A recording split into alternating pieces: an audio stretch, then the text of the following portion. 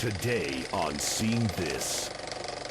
This movie was impactful to me on I think a different level than I think they intended. I think as the more Middle Eastern type movies I'm seeing, we've seen a handful of Iranian made movies, Palestinian made movies, certain walls of my mind of what I think these people may have go through, their lifestyle, what they are coming down, because I'm seeing they're regular people. It's a little They're bit of a regular blind people. spot, yeah. Seeing these women stand up to it, I did feel good. I did feel empowered. Even though we're being flooded with misinformation and being driven to think a certain way, it's refreshing to see no, you're not. You're just like us. You're a regular person. You bleed red just like me. You're gonna make me cry, Adrian. Incredible! Look at those walls coming down, baby.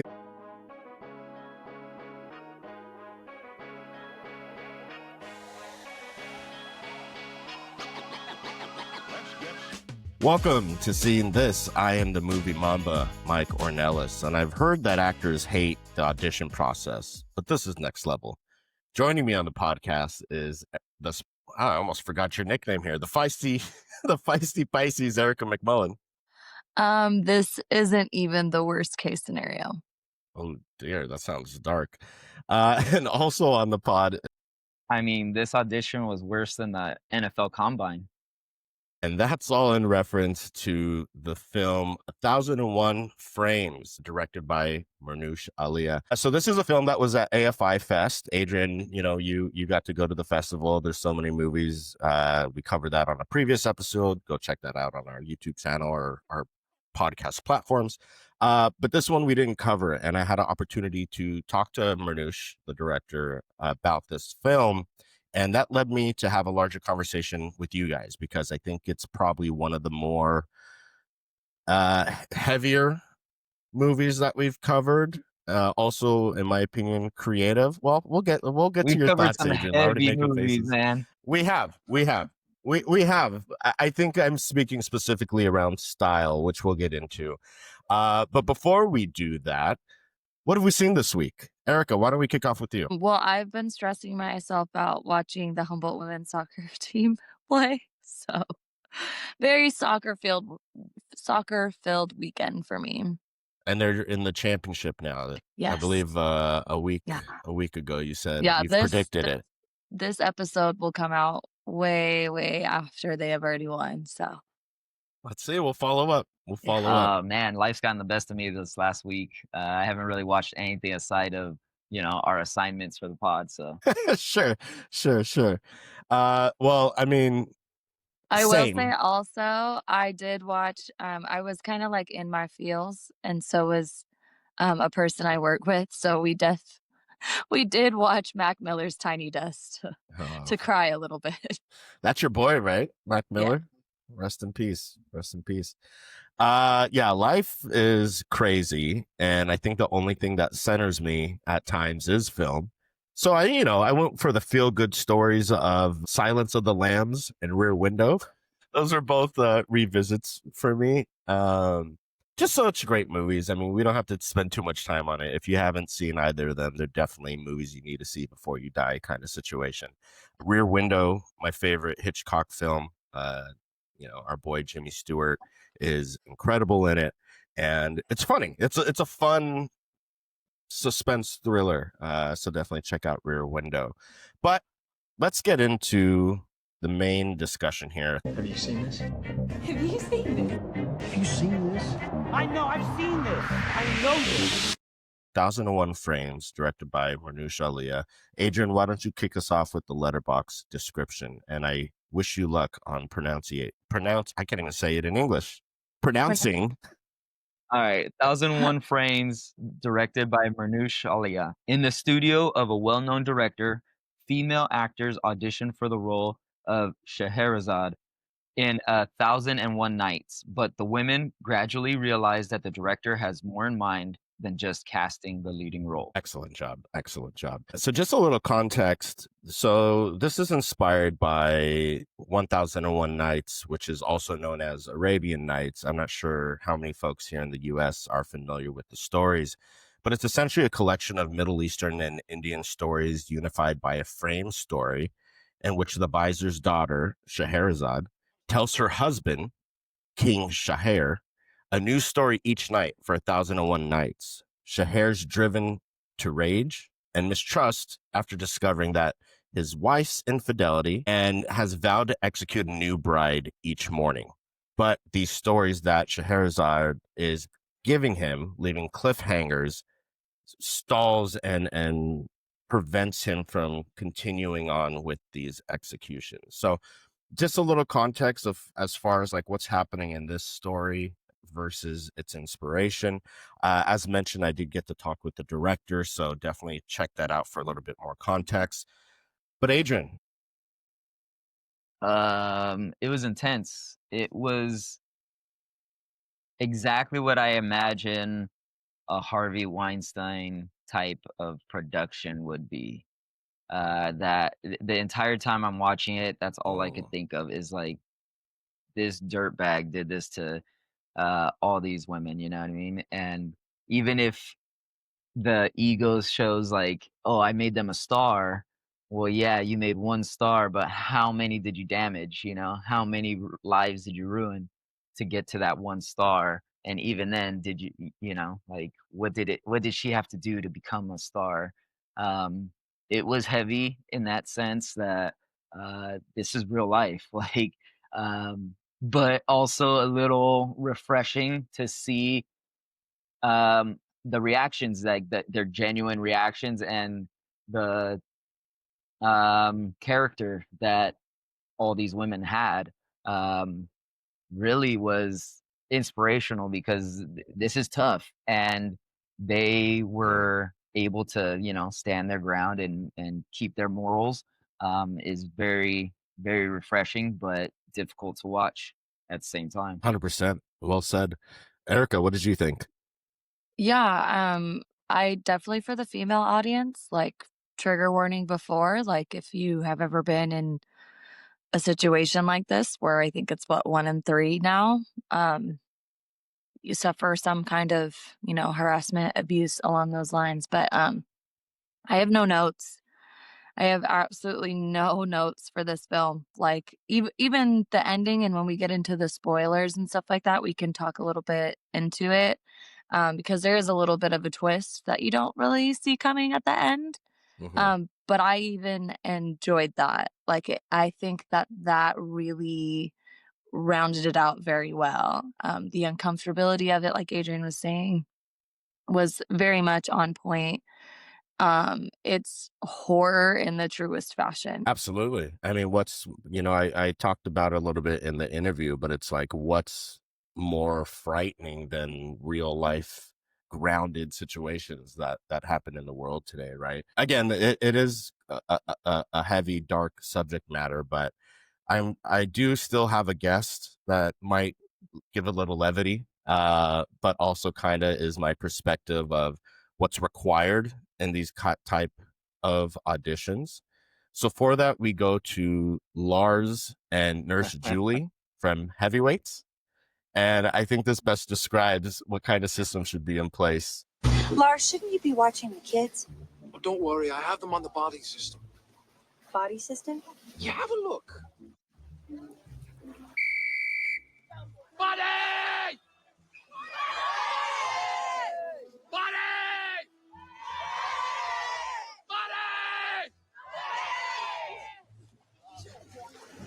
Body! Buddy. You're obviously a very powerful man, Lars. Excuse me. So there you go. You got you got to have a buddy system, and I think like Lars kind of represents the director of wanting a body system. But you know, these women that go into these auditions are already going in vulnerable, trying to present themselves and impress as far as their acting ability, and they're with someone that has a power dynamic as a leverage over them. You know, this is presented as a well-known director that is making this film, auditioning for a role. And many of the different women that we encounter, something I really appreciated is they all kind of have their own characteristics, right? Some of the younger ones seem to be a little bit naive to start. Some of them that look like they might be in their early to mid 20s have a reservation where they're already kind of picking up on the cues that this director is manipulative. And I think by the end of it, they all end up finding themselves being in quite a dangerous situation. I want to spend more time in our spoiler conversation just so we can talk freely, but I will highlight, I think the cinematography is incredible, the way it's filmed. We don't really see the director, like the character of the director, much.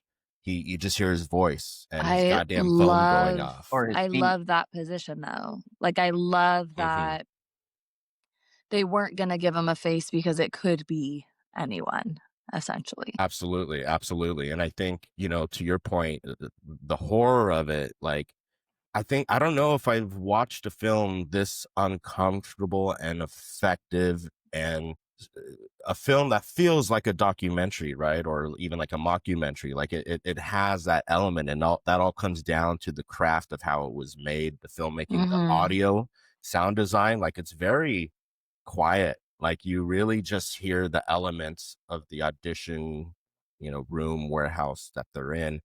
And I thought that was quite effective. So before we jump into spoilers, let's do a Commodus scale.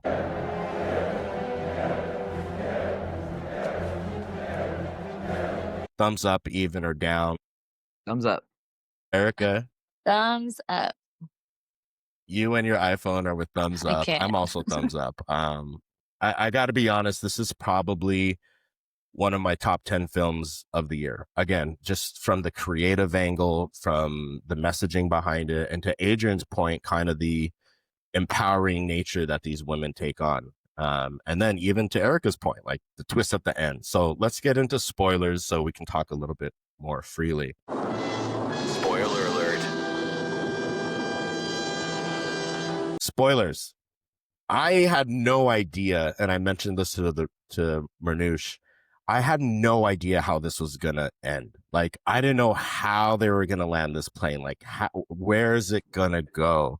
Erica, you mentioned the twist ending. What did you think when we got to that point? Honestly, I wanted Mina's sister to go crazy just because like she already kind of came in hot, ready to defend, ready to avenge kind of thing.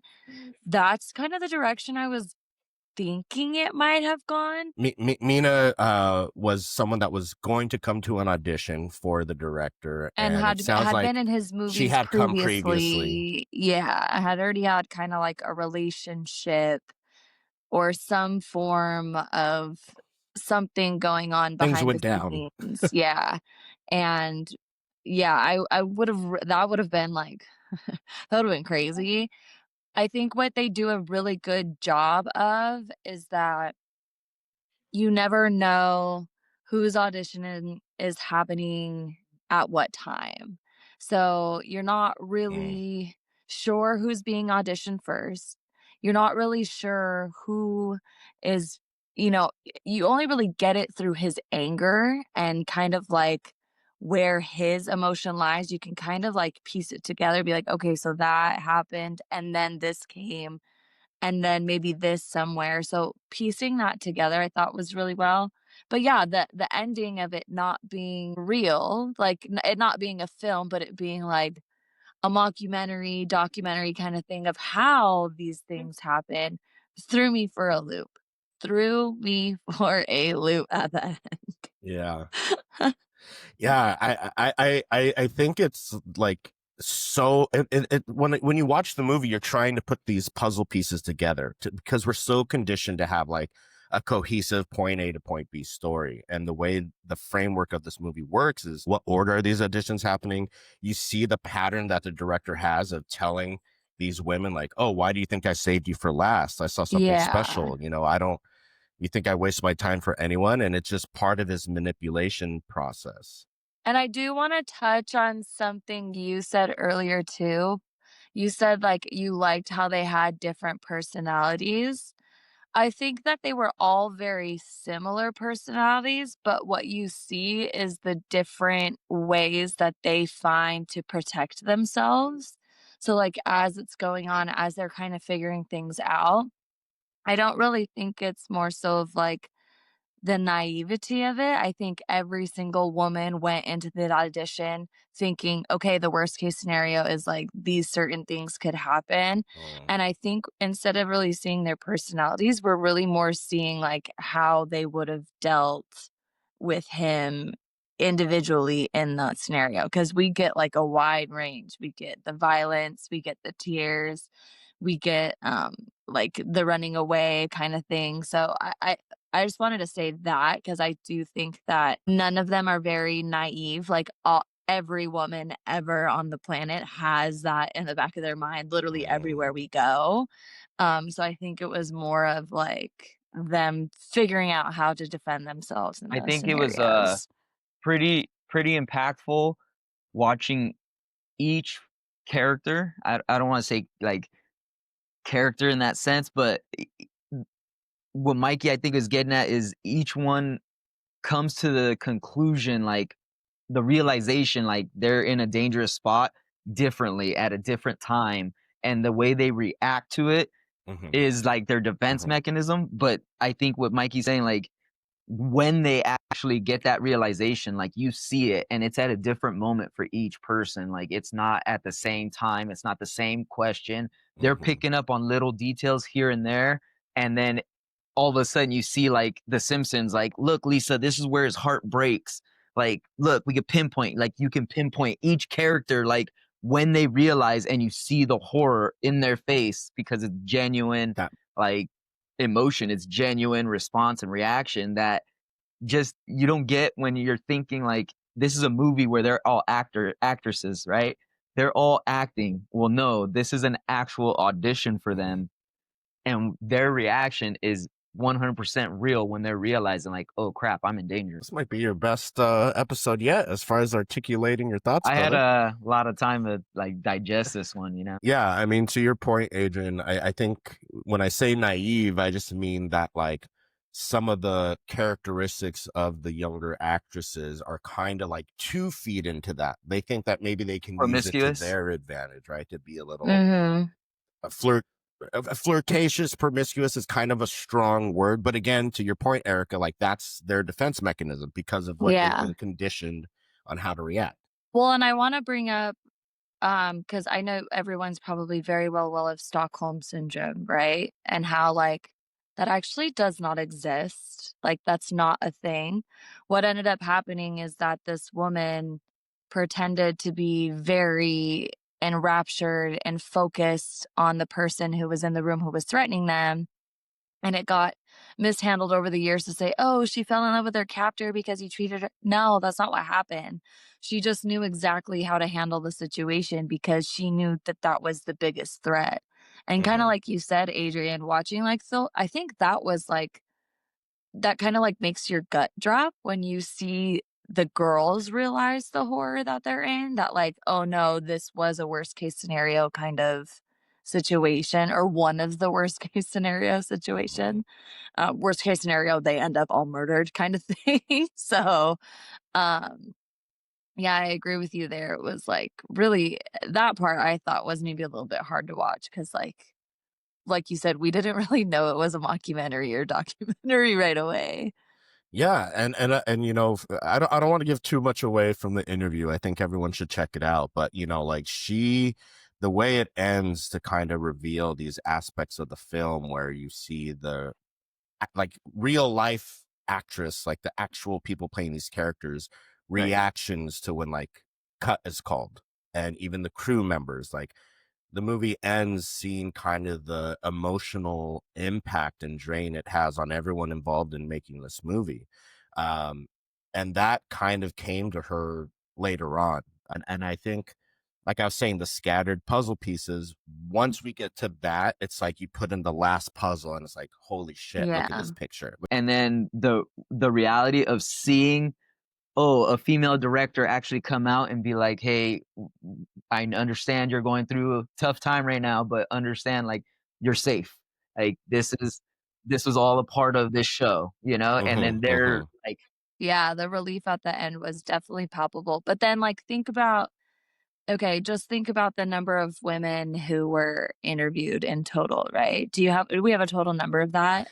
I tried, so I watched it again the second time to capture like the names of the characters and Mm, the actresses, because on our show we like to draft stock and keep an eye on yeah. people's career. It was pretty tough because there's only like maybe 3 character names mentioned throughout. I want to say there was approximately about like just over a dozen, maybe like a baker's dozen of different So women. statistically, out of those 12, 4 of them could have already experienced something like Correct. this. And And that's that's like on the implied very as that's on well. like the very generous side of things, you know what I mean? You said, Adrian, like seeing them like after, like the behind the scenes, the afterwards, and then like having the director come out and be like, the reassurance that they need, like it's like bittersweet. Like it's so good to see that they had a good support system there, but it's so sad to see that like, yeah, that fuck it happens. And the whole implication that like I, there's we're only seeing what, a dozen, and they're telling like there's hundreds of girls outside lined up.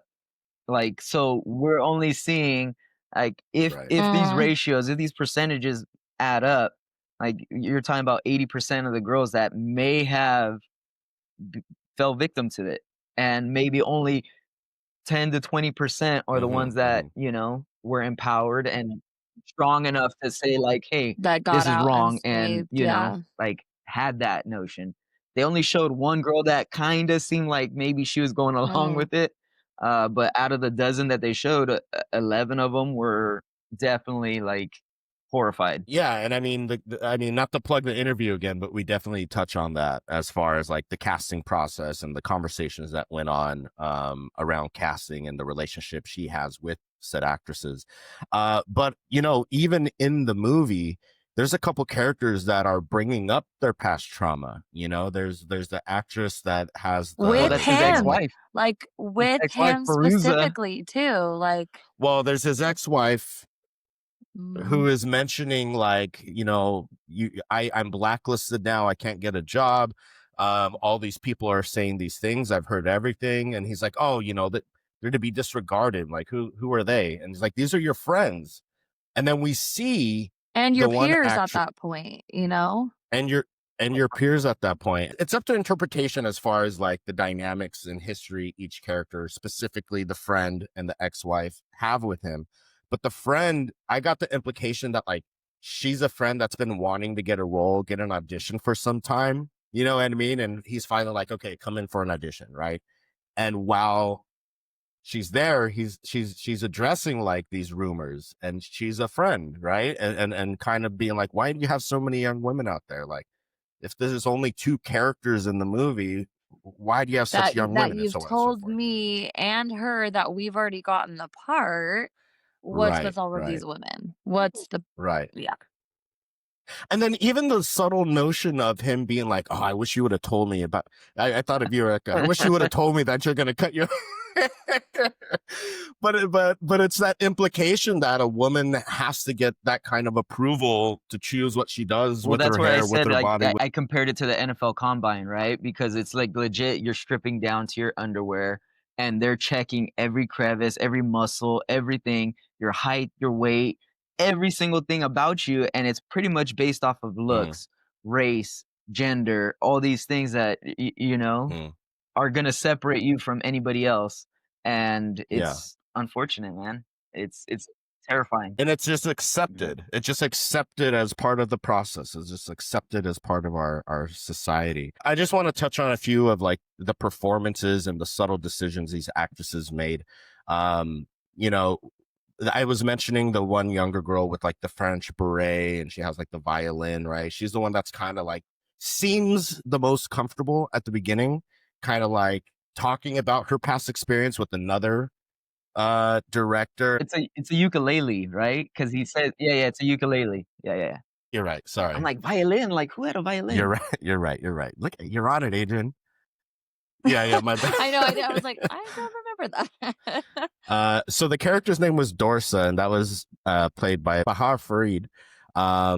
And I think she really stood out because I think she's one of the actresses we spend more time with and kind of see that evolution of her dynamic with him and see that click when she's like, oh, this is that kind of situation. But there's another person, and I'm not sure. I'll try to follow up to find out like which actress played who.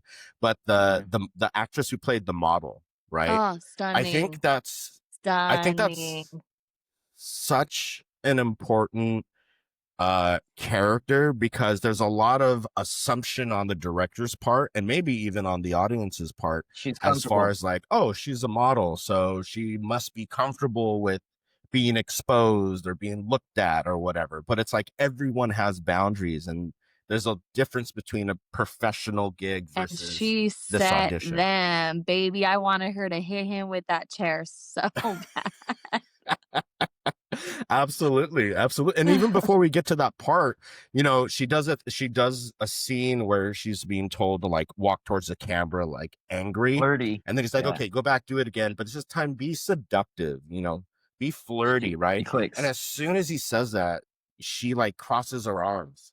It clicks, and she like crosses, like the body language of like what, like it starts to really click, and like just that physical movement of crossing her arms signifies And then like the her impact something knowing like the that has. story too, her knowing the legend or myth or however they refer to it, the story, like the story. She knew the story. She's just like, in no part is this story sexy whatsoever. Right. She's like, what is this role for? What am I Yeah. auditioning for? Right. And he uses tactics to try to manipulate, and you know, just because you're a model, just because you're beautiful, you think you can be an actress. Like he belittles every character using He uses information like he has on them against them. every single page Predatory in book. the How Do I Be a Cunt book. Yeah. Yes. 100%. 100%. And then, you know, again, shout out to Mina's sister who comes in and like just off the bat, she's like, I'm not here to audition. I want to talk to you. Look at me in the eye and tell me I'm nothing here to happened. fuck your shit up, so you better be ready. Absolutely. But I thought across the board, I wish we could highlight everyone, but I thought everyone's performances were incredible. Many of these women, it was their first role. Many of them, they're acting students. Again, I don't want to give too much away from the interview, but there's a lot of awesome information about like how this came together and how these women became a part of the project. And it's going to be interesting to see what kind of momentum their careers get after this. I really hope that this gets released on some type of wide fashion so more people can see it. And I think, you know, we've behind the scenes, we've talked about this a little bit, what direction we want to take our podcast. And I think covering films like this is important because there's going to be, you know, not to dump on the episode we just did, but there's going to be people talking about Frankenstein, you know, there's going to be conversations around these bigger studio movies. And I think it's important to highlight these stories that a lot of people won't see because they're incredibly creative, just as, if not better execution around the final product. And a lot of them, and I think we can all attest from some of the movies we've seen this year, are coming from an international creative. This movie was impactful to me on I think a different level than like I think they intended. This was more like we've been talking about, like the experiences that women actresses go through, right? But it got me on a different level because I think as the more Middle Eastern type movies I'm seeing, like we've seen a handful of Iranian made movies, Palestinian made movies that I'm seeing, for me personally, like certain walls and like of my mind of what I think these people may have go through, their lifestyle, what they are coming down because I'm seeing like, nah, they're regular people. It's a little They're bit of a regular blind people. spot, Like yeah. seeing these women stand up to it, I did feel good. I did feel empowered. Like, all right, like Iran, like you guys are doing it okay. Like you guys as a people, even though we're being flooded with like misinformation and, you know, being driven to think a certain way about you guys. It's refreshing to see like, no, you're not. You're just like us. You're a regular person. You bleed red just like me. And so it's really impactful to me in that sense. A little different than what I think they intended the audiences to feel. You know. You're gonna make me cry, Adrian. Incredible! Look at those walls coming down, baby. That's the goal. But I mean, it goes to what you say, Michael. Like getting these movies like shown and reviewing them, and not just the big blockbusters that we know people are going to want to talk about and love and enjoy, and we're going to also love and enjoy the big movies that come out as well. But it's so important to like kind of like to what Adrian's saying, like not to shut it out just because it's a film that was made in Iran or, you know, any kind of country that's not your own where they may have different experiences. But yeah, it's a good film. Check it out, 1001 Frames. Search it and do some research to see where you can find it. Again, I hope it gets some kind of wide release so more people can see it. And even though it's heavy, I would still recommend like younger audiences need to see this, just to give them some type of experience For sure. of, you know, things they need to look out for. That's what it is. Like even as young kids, my daughter's 7, she wants to be an actress or a singer or whatever. Like, you're gonna go through these type of situations. See how some people may have handled it and some of the good things they did, or some of the bad things and better ways you can handle it. So I know it's heavy, but definitely good for everybody to see. Absolutely. Well, I'm happy you guys enjoyed it. When I first mentioned this movie and just very high level what it was about, Erica, you're like, is this just gonna make me feel like how men always are and how it is? But I was like, the way it's created, you know, I think it's very effective. So well, the answer was yes. Yeah. Because we go through situations like that all the time. But no, I definitely, like we 100%. said earlier, definitely liked the way it was shot. Definitely liked that, you know, we kind of got a little bit of relief knowing that this wasn't actually like it was more of a documentary kind of thing. Like that helped a lot. Definitely check out my interview. A lot of insight, great conversation with Mehrnoush, and I think you know, and anyone that maybe even hasn't seen the film, we don't necessarily. If you're at this point and you listen to spoilers, but nonetheless, like the interview doesn't necessarily spoil too much, and it's incredibly insightful, and I complimented her on her instincts as a director because I think every decision she made after talking about it was on point. She has a bright future.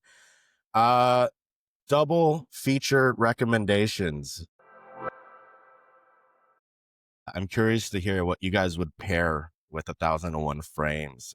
Erica, maybe you start us off. I don't know if I've paired this with another movie before. I know that I've maybe mentioned it once or twice, but I'm gonna go with Promising Young Woman. Have either of you seen that? It's been on my list. I'm familiar with it. After watching this film, it would be honestly right on brand. Definitely a lot of plot twists. Definitely like a heavier movie of kind of like how things transpire and everything. But I love a good vengeance story, so it definitely is a good one to watch. Yeah, it's on my watch list, directed by Emerald Fennell. Carey Mulligan is, I believe, the lead She's in that. And then Bo absolutely Burnham. stunning in this film. Like, I think it's one of her bests for sure. Love it. I'll definitely check it out. You know, I really don't have a double feature for this. I would say maybe the documentary about Harvey Weinstein. Specifically, I think it's called Weinstein. Came out in like 2018. I would probably just go with that. Just so you could see like the similarities. There's a movie with Margot Go ahead, Robbie Erica. and Kate McKinnon, I think about Harvey Weinstein. And Charlize Theron. Bombshell? Bombshell. That would be that one's called Bombshell. Yeah. That would be a good one, Yeah. Adrian, because it's like the same thing, but it's done in a theatrical Sense. Yeah. thing. But Yeah. Yeah, there's also Netflix also has unauthorized the Harvey Weinstein project. So I mean, unfortunately, this has now been something that's prevalent in the industry, and you know, I think he's been the most common name. But if you don't know enough about what he's done, definitely I would say check those out.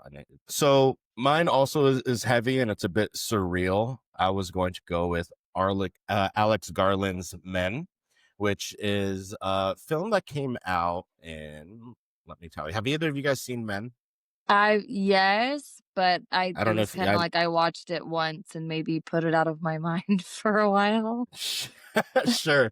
Yeah, so Alex Garland directed it, 2022 film, so it came out 3 years ago, and it stars Jesse Buckley, who honestly, I can't wait until we have I know we just talked about doing lesser seen films, but Hamnet, she stars in that as well, and it's going to be interesting when it comes to drafting stock because I really like her and she's great in Men, and it's like a surreal commentary on, like, again, this feeling that women have as far as being followed and playing off of their past trauma to manipulate and to make them feel a certain way. You know, with critics and audiences, it had a mixed bag of reviews, but I appreciate movies that are surreal and kind of have an allegory commentary around important matters. So I would go with Men. Now that brings us to drafting stock, which you know, I think these actresses and crew members need to be highlighted, even though again it's kind of difficult because a lot of the characters didn't have names in the movie, so it's hard to really pair who was with who. But if you guys have someone in mind that you want to draft and you go just off of description, I can try and follow up and see what that actress's name for our own archive purposes and plug it into who we have stock for and keep an eye on their careers. But in order to see what order we go in, we need our Wheel of Cinema. Adrian's been on a cold streak and has got the third pick, I think, 3 times in a row. But maybe that'll change. Here we go. Erica. Oh, Ooh, Michael. I like it. I like it. Shocker. So I'm going first. That means I'm going last. Adrian. Yeah. Good news. You're going second. So I'm going first. Adrian finally out of the rut, getting second pick, and Erica with third, which is fine. Listen, we all get that spot. So again, if you have like a description of an actress, I'll try to follow up and see what their name is. So then we can definitely follow their career and see what they do next. But since I have first pick, I've got to stay true, and I would have taken this person off the bat. I'm taking Mehrnoush Alia, the director, writer of the film. I think she also edited it, if I'm not mistaken. Producer, all the things. I just really, really love the way she constructed this movie. And considering this is her first feature film, I imagine she has an incredibly bright career, especially if she continues to make movies that are impactful and have important messaging behind them and empowering. So, all right, I'm gonna take Behafarid Gafararin.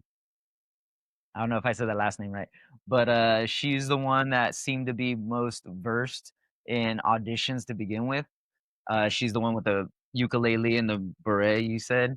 But she's the one that like seemed to already be on auditions. She's kind of in her mid-20s and kind of seems like she's already experienced some things, picks up on some of the questions a little quick, and then she the passion and rage she showed when she, is locked up and realizes the doors are locked and she's the only one in there. And when she climbs up on the top stairs and she's screaming and dude, she was intense. She's got some chops on her for sure. absolutely. And she's the first one we see also when it's revealed that the cameras are still rolling and like that the guy is the character of the director going up the stairs. And at first it's like, oh shit, like we see him and he's going after her. Yeah. But then it's like, oh wait, he's actually helping her. And like, oh, like it all kind of like starts to, oh, this is what's happening, And yeah, she was great. She was great. All right, Erica, who you I'm thinking? gonna take our model gal. I don't know if we ended up getting her name at all. I couldn't find it. I tried Okay. to do a search, but I'll try to reach out and No follow up worries. on that. Yeah, She same was kind great. of same thing. We definitely highlighted her performance. If Adrian hadn't picked his, like I would have picked her. But very Hmm. close second would be our model gal of just kind of same thing a little bit. She's got that model experience, so she knows that, the agenda behind certain people's Hmm. actions and, what to look out for. So I'm gonna take her And as my she does a great job also because there's a part where she's doing like line reading, like as part of the audition, and it's kind of like stale, straightforward, kind of how Adrian does our letterboxed Actual reading. descriptions. Yeah. I'm just playing. But I think that shows like, she is a model first, the character. She's a model first, so maybe acting isn't the first in her skill set. But then like as the story progresses, like the genuine acting turns up and you see that. yeah. So it shows how good of an actress she actually is in real Mhm. life, right? So great picks. I think those are all great picks. Everyone does great. Honestly, like I don't think there was necessarily a weak point and we lost Adrian. Wonderful.